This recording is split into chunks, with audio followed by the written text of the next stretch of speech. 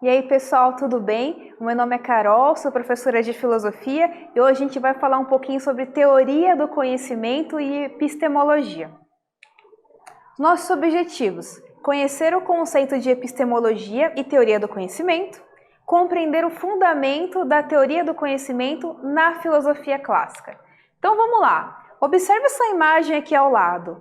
Ela é uma imagem possível se pensarmos no mundo real? Veja o caminho que fazem essas escadas, esses corredores. Eles estão subindo ou estão descendo, hein? Ela é uma imagem verdadeira? Mas o que é real, gente? E o que é verdade, né? Do que se trata esses conceitos? Aí a gente começa a pensar sobre a teoria do conhecimento. Bom, a palavra epistemologia é composta de dois termos gregos, episteme, que significa ciência, e logia, que vem de logos, que é conhecimento, né? Então, epistemologia é investigação filosófica sobre a natureza do conhecimento, né? Então, é assim, a ciência do conhecimento e sobre a validade das ciências. Esse é um dos problemas básicos da filosofia, que é conhecimento. O que nós podemos saber? Quais são os limites? Né? Então, a epistemologia ou a teoria do conhecimento, como também é chamada, é uma área da filosofia que estuda a capacidade humana de produzir conhecimento e como esse conhecimento vem sendo validado ao longo da história. E se preocupa em responder indagações como podemos saber o que é verdade? Como distinguir as ideias verdadeiras e as falsas? Como adquirimos conhecimento? Então, assim, nós somos homo sapiens, né? Homos de sapiens, de saber. Então, assim, essa questão do saber é o que mudou a nossa vida humana. É o que faz o que nós sejamos o que nós somos, né? A questão do conhecimento, perpetuar, passar conhecimento. Mas a parte da filosofia que vai falar sobre isso é, então, a epistemologia, que a gente vai conversar hoje. Quais são os limites do nosso conhecimento? Você acha que tem limites? Você acha que a gente pode aprender tudo ou não, né? O conhecimento muda? Existem verdades absolutas, né? Quando você fala assim, é verdade, mas a verdade é uma coisa que dura para sempre ou ela muda ao longo do tempo? As verdades da ciência são verdades absolutas, né? Como que se organiza a ciência? Então, veja, estou falando um monte de questões para vocês que com certeza não são fáceis, mas que são parte da epistemologia. Bom, a epistemologia surgiu no período pré-socrático, quando os filósofos da natureza questionaram o saber mítico, mas ganhou forma no período clássico, no pensamento de Sócrates, Platão e Aristóteles. E a gente vê a imagem de Sócrates aí do lado. Ao romper com os pré-socráticos, Sócrates se comprometeu com a busca da verdade. Sócrates se opunha aos sofistas, que afirmavam que a verdade não existe e que um bom argumento passa por verdade por convencer e não por estar correto. Então veja, essa era a briga do Sócrates com os sofistas. Sócrates pensava que há sim uma verdade. Pode ser que ela não seja fácil de ser conquistada, né? Fácil de ser descoberta, mas existe uma verdade que é incontestável. Já para os sofistas, que eram tipo assim, professores itinerantes da Grécia Antiga, não interessava a eles assim, não há uma verdade. O que interessa é o convencimento. Isso porque os sofistas ensinavam as pessoas a retórica. Sabe o que é retórica? É aquela arte do bem argumentar. Sabe aquela pessoa que tem uma boa lábia? É isso que a gente fala que é retórica, né? Então, para eles, se eu ensino você a ganhar debates por meio do convencimento, não interessa se é verdade ou não. Interessa que você convenceu. E isso deixava o Sócrates assim, possesso, né? Não pode existir isso. É mal fazer isso, né? Nós temos que buscar a verdade. Os sofistas, então, eram esse grupo de sábios, eruditos, que dominavam técnicas de retórica, igual eu estava dizendo a vocês, e cobravam para ensinar seus conhecimentos aos jovens, filhos dos mais abastados, de quem tinha dinheiro. Para eles, o conhecimento verdadeiro surge como fruto de um consenso. A gente concorda que aquilo é verdadeiro e por isso é verdade. Para Sócrates, a verdade está dentro de cada um. Esse pensamento está expresso em seu lema, conhece-te a ti mesmo. É uma frase que estava lá no oráculo de Delfos. Seu método de ensino se baseava na ironia e na maiêutica, que consiste em articular perguntas de tal forma que seu interlocutor era levado a admitir que não sabia aquilo que achava que sabia. Então, tem uma frase aí, só sei que nada sei, frase famosa do Sócrates.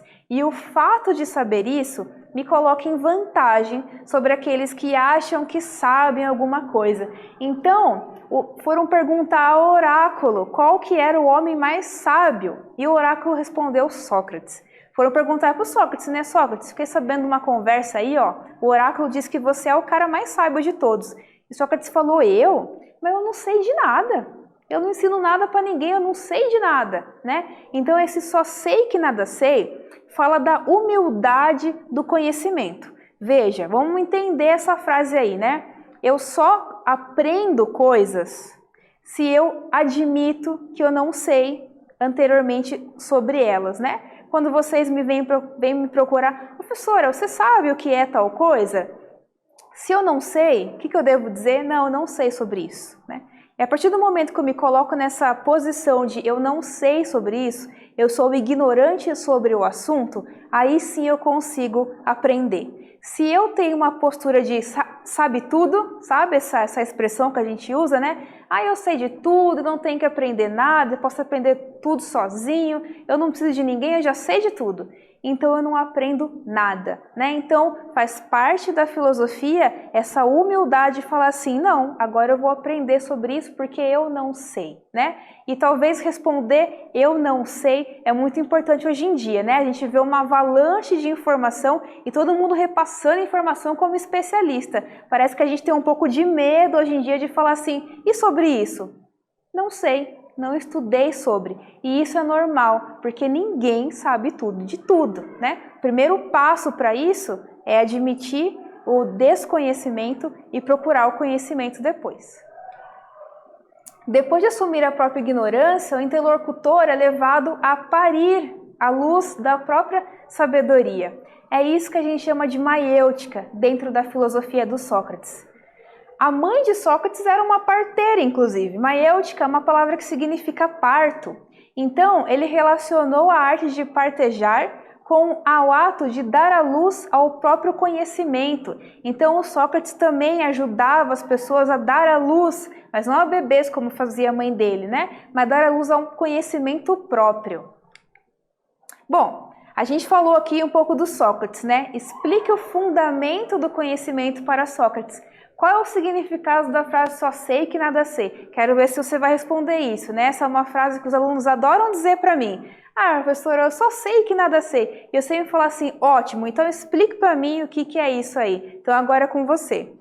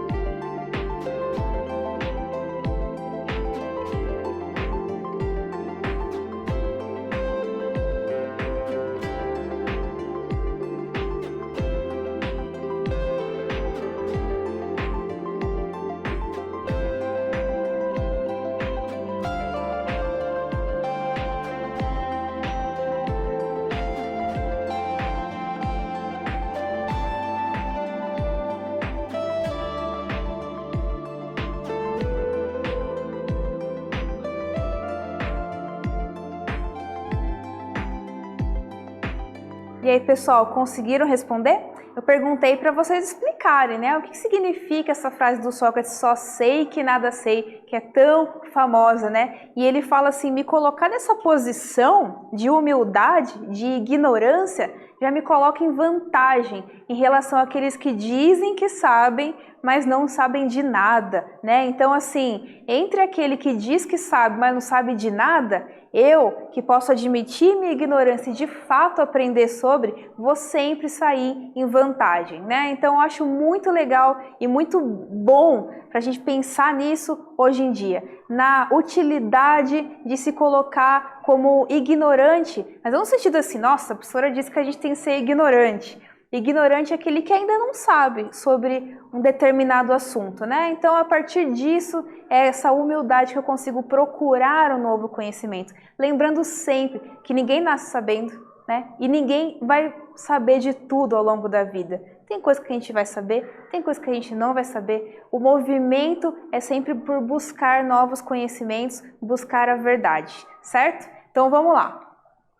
Bom, o filósofo Platão, que foi o mais importante discípulo de Sócrates, desenvolveu uma epistemologia baseada no conceito de que existem duas dimensões do conhecimento. Então, Platão fez uma teoria sobre o conhecimento.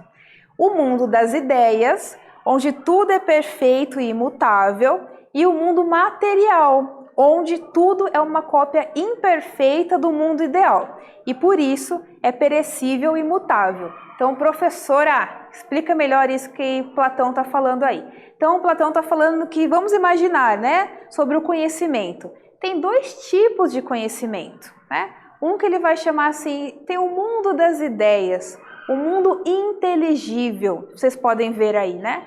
Está lá o tipo de conhecimento racional. Você fala para você assim, imagine uma circunferência, imagine o número 2, imagine um triângulo. São formas que estão na tua razão, certo? Eu não preciso escrever ele, nem você precisa escrever ele. Ele existe como um conhecimento racional. Se eu falar assim, numa turma de várias pessoas, imagine um triângulo. Dificilmente alguém vai imaginar uma circunferência, né? Essas formas, elas são universais. Todo mundo vai imaginar a mesma figura, né? Triângulo, a circunferência, todo mundo vai imaginar a mesma coisa. Mesmo essas formas não existindo aqui nesse mundo onde nós estamos vendo e ouvindo, elas estão no meu intelecto, né? Nesse lugar racional. Agora, falei para vocês lá, né? Vamos imaginar uma circunferência. Então, ela imagina uma circunferência, daí a professora vai lá no quadro e vai desenhar uma circunferência. Eu, particularmente, desenho muito mal, vai ser uma circunferência muito feia. Essa cópia que eu faço da minha ideia de circunferência perfeita, a cópia não é perfeita. A cópia é imperfeita. E para o Platão sempre será imperfeita, né? Então, o que há aqui no mundo dos sentidos, aquilo que nós estamos vendo, ouvindo, cheirando, sentindo, escutando, é sempre imperfeito. O que é perfeito é o que é racional. Para Platão, o mundo sensível que conhecemos por meio dos sentidos é imperfeito, é falho, é uma sombra. Essa teoria do conhecimento do Platão ficou registrada num texto muito conhecido também, que é a Alegoria da Caverna ou Mito da Caverna. Bom, e para o Aristóteles? Para o discípulo de Platão, Aristóteles, que é ele, aqui ó, tá até uma imagenzinha dele, só existe este mundo em que vivemos. E apenas nele nós podemos encontrar as bases para empreender investigações filosóficas. Inclusive, é o deslumbramento com este mundo que nos leva a filosofar. Então, para o Aristóteles, não tem como eu ignorar o mundo ao qual eu estou, né? Assim, o que chega para nós de conhecimento sensível, o que me toca, o que eu estou vendo, sentindo, cheirando, é real, faz parte do mundo. Ele não faz essa diferenciação entre o que é sensível e o que é inteligível, e o que é sensível é inferior, é cópia, é ilusório, que faz o Platão, né? O Aristóteles, ele fala o mundo é um só. E o conhecimento sobre ele é um só, e não pode ser descartado. Inclusive tem uma frase dele aqui, aquele que se maravilha sente que é ignorante. Olha como está parecido com o que a gente viu do Sócrates, né? Portanto, se foi para escapar da ignorância que se estudou filosofia, é evidente que se buscou esta ciência por amor ao conhecimento e não visando qualquer utilidade prática. Aquele que se maravilha sente que é ignorante. Quando eu estou assim, maravilhado com uma coisa, né? Quando eu estou impactado por uma coisa, às vezes eu não entendo ela. Quando eu estou vendo o mar pela primeira vez, isso é maravilhoso. Você pensa, como que pode ser tanto de água aí, né? Ou como você está vendo o universo, as estrelas. A gente olha e fala assim, o que tem lá? A gente também não sabe, né? Nesses momentos a gente se coloca numa posição de ignorante, é o mistério, né? Mas esse mistério deve ser um movimento para descobrir a verdade. E descobrir a verdade por amor, não por utilidade. Qual que é a utilidade? Para que serve a filosofia? A filosofia não serve para pregar um prego, igual diz um filósofo Heidegger, né? A filosofia é um conhecimento por amor, mas que ele fala da sociedade a qual a gente vive. Bom, para Aristóteles, não há na mente nada que já não tenha passado pelos sentidos. Tudo que eu imagino, tudo que está na minha razão, é porque eu já tive alguma experiência. A episteme, ou conhecimento, é uma representação originada da relação do sujeito com o objeto, né? O meu conhecimento vem dessa relação de mim com as coisas as quais eu percebo, em que se distingue entre o que é subjetivo e relativo a cada um, do que é objetivo, universal e comum a todos, né? Então a gente tem um tipo de conhecimento universal, objetivo, e coisas que são subjetivas a mim, né? Agora veja, eu acho legal quando ele fala assim, tudo que tem na minha razão, no meu intelecto, é porque eu já experimentei. Se eu falo assim para vocês, vamos imaginar, então você está usando o seu intelecto, vamos imaginar o gosto do suco de laranja. Você vai lembrar, né? Agora se eu falar assim, imagina um gosto de suco de laranja bem azedo. Nossa, professor, às vezes até um arrepio. Você vai lembrar desse gosto porque você já experimentou. Agora se eu falo para você assim, imagine agora o gosto de um brigadeiro de pneu. Você consegue imaginar esse gosto? Eu acho que não, né? Por que você não consegue imaginar esse gosto? Porque isso é uma coisa que você nunca experimentou. Aquilo que nunca passou pelos seus sentidos, você também, segundo Aristóteles aqui, não vai conseguir pensar sobre. O nosso intelecto, o nosso pensamento, a nossa razão fala de coisas que nós já experimentamos. Essa é a questão aqui do Aristóteles. Bom, tem uma atividade aqui para vocês que tem um quadrinho, né? Analisando os dias atuais, como poderíamos fazer uma analogia dessa alegoria da caverna do Platão? Dê uma pesquisada aí, né? Com situações reais de nosso cotidiano. Então veja aqui, né? Tem um menininho lá, a primeira parte, né? É da alegoria principal da ideia do Platão. Ele entra na caverna, vê um sujeito lá preso, olhando as sombras, achando que é real, né? E ele fala pro cara, meu, não é, esse mundo aí não é só de sombras, tem muito mais lá fora, né? Esse conhecimento que você tá aí é limitado. Com o passar do tempo, olha o que acontece também aqui no último quadrinho, né? Então, analisa esse quadrinho aí e veja, hoje em dia, será que a gente também fica ali preso na nossa caverna? Analise e faça um texto. Agora é com você.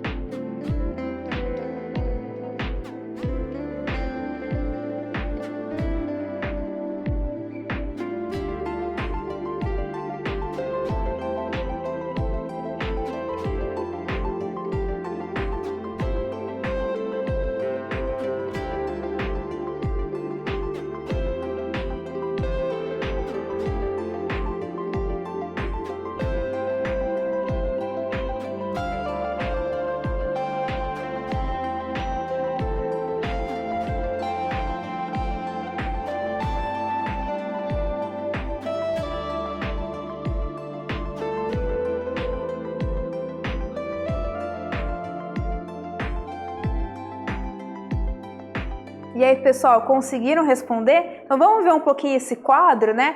A ideia principal do Platão é essa, né? Tá ali no começo do quadrinho. Tá lá um homem na antiguidade preso dentro da caverna, só vendo as sombras e se negando a reconhecer que há muito mais para fora da caverna, né? Tá preso no mundinho dele. E daí a gente vê o passar do tempo, né? Época antiga, época medieval, época moderna, até chegar na época contemporânea, vem um menininho lá, encontra um amigo dele preso na TV e fala assim, aqui poderia ser também o celular, né? Preso ali na tela, como a gente fica bastante hoje, e ele diz a ele, ó, vamos sair, né? Tem muito mais lá fora. E o amigo, ah não, tô por aqui mesmo, na minha telinha. E o outro vai lá então aproveitar toda a natureza que há, né? Então Platão está dizendo pra gente, esse quadrinho também, né, que por vezes nós ficamos presos na nossa caverna, né, e deixamos de entender e perceber que há outras realidades